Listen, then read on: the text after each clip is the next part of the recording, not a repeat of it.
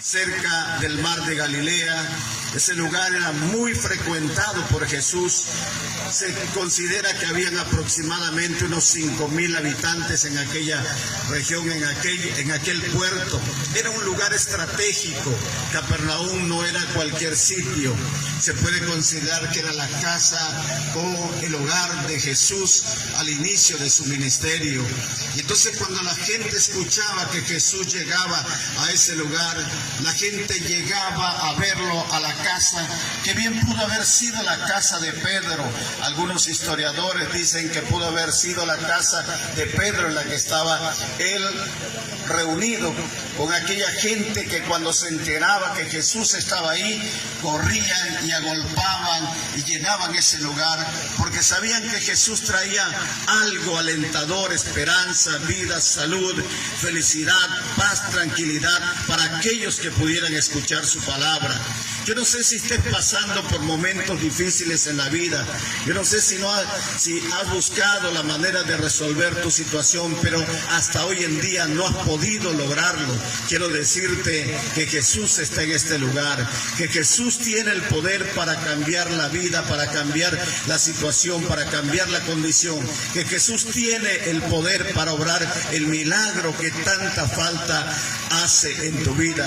Cuando aquellos hombres escucharon que Jesús estaba ahí, se acordaron de su amigo y dijeron: vamos a buscarlo para traerlo aquí donde está Jesús. Cuando ellos llegaron a ese sitio, cuando ellos llegaron a ese lugar, simple y sencillamente el lugar estaba abarrotado, porque era grande la necesidad, era grande el deseo de la gente de poder escuchar de Jesús. Yo creo que más de uno en esta tierra necesitamos escuchar a Jesús, necesitamos venir a Él. Y entonces cuando ellos se acercaron a ese lugar trayéndolo en su lecho, cargándolo, quizás uno de cada extremo, porque la Biblia aclara que eran 4 los ayudantes que traía, o los amigos que habían llegado con él. Cuando se escucharon esto y vieron la situación, que estaba la casa donde estaba Jesús completamente llena, repleta, ni en la puerta se podían acercar.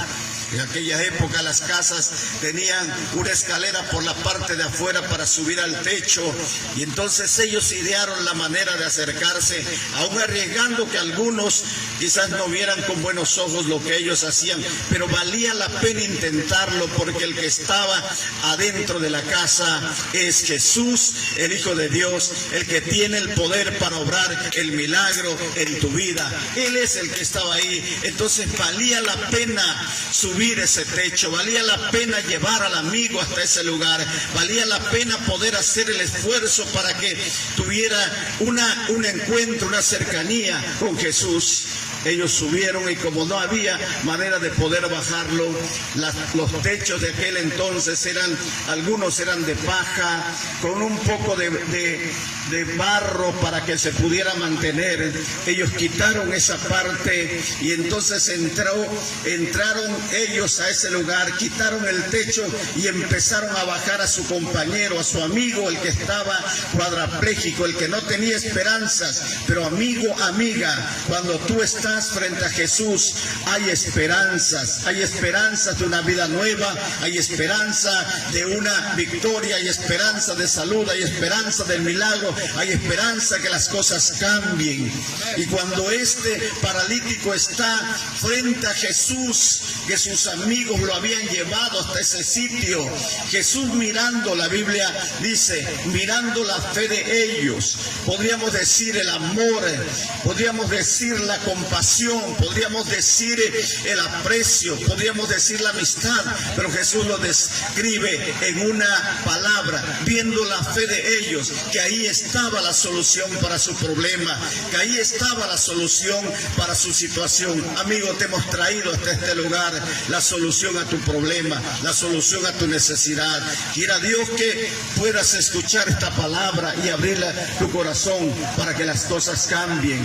Y dice la palabra del Señor, hermanos, amigos, amigas, que esta expresión que a continuación Jesús va a externar, le va a dar a ese hombre, el cual no tenía esperanzas, no tenía motivos quizás para salir adelante, quizás estaba viviendo en una agonía tan terrible, era el menos considerado para recibir algo divino, era quizás el abandonado, el despreciado, el que nadie se acordaba de él, que su condición significaba desgracia, que su condición significaba dolor, que su condición describía desprecio, describía agonía.